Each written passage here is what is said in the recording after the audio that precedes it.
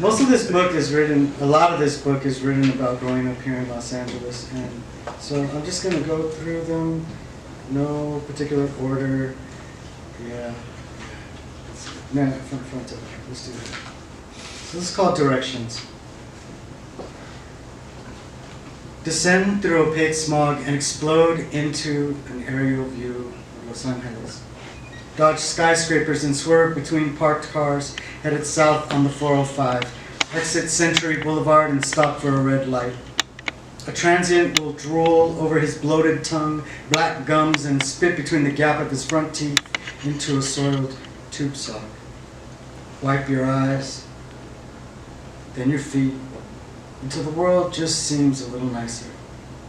The spit shine cleaner will stick out the lighter side of his hand for change, but the light will turn green, and with your glorious ass to him, he'll make 2 fists, every jagged fingernail digging into the palm of his hand except for his thumbs and middle fingers, and he'll jab those first at you and then at the dirty brown sky. Take a left, then another, past a man selling bundles of roses from an island, gabachos in designer business suits, trading limp presidents for warm tamales, a boy selling oranges packed in pillowcase-sized clear plastic bags, past kids selling drugs from street corners, and girls selling themselves from sidewalk curbs. You won't see your reflection in the liquor store window cracked up and wise, but you might find my placazo on the old brick building where spray paint crosses out descendants on the graffiti family tree of La Raza. Ignore the homeless woman sitting with 5 children under the age of 4 by the adult bookstore. I need you. Rise back up off the street, over the houses, watch planes roaring by, beginning their descent into LAX.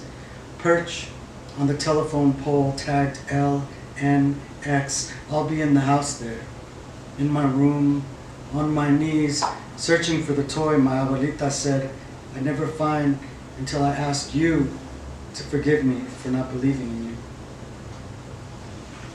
Pinche God, man. If you grew up in LA, let me just say, like, a lot of people can't, I realized, like, while reading this, you could get off Century Boulevard, take a left, then another, and you could pass that liquor store that's still there. But the dirty brown sky and things like that, I don't know if people realize how thick the smog was. When I moved out, I remember thinking, oh my gosh, the sky really is blue. And the gentrification that's happened so much. Like you can't tell people you grew up in the hood and then they come over here and it looks like a little offshoot of Beverly Hills or something. You're not that tough. There's a coffee shop on the corner where you're sipping lattes and throwing gang signs. I don't know where that came from. Sorry, where that inner voice came from. Oh my gosh! All right, so that's young. This is still me being young. Macho a la brava. Do you guys know what that means? Macho a la brava? Yes. Tell me what it means. Como se hace, uno se hace. Yeah, it's like, it's just, you need it, and it happens, and it's there. So. Hold on. This is my grandma. This is my Theo's voice. And you know what? It was way more scary. But it just... But Matt always does this voice, and I know he's passively, aggressively attacking my accent here, and here it is. Hold on.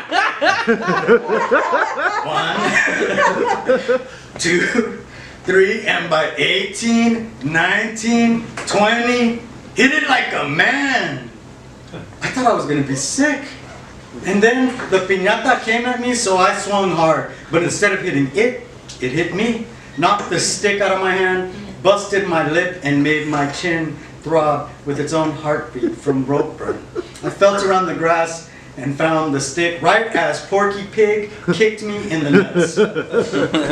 I swung wildly, angry and seeking vengeance. I could hear the decorative streamers cutting through the black smoke blooming from the barbecue. I could smell my father's chicken burning. Hey, loco, watcha! This vato's pissed now! I went to peek under my blindfold and felt someone punch me in the back of my head. No cheating, can you believe this shit? I swung with all I had and missed everything but the air. The stick flew out of my hand. The German Sheppy Kingy yapped.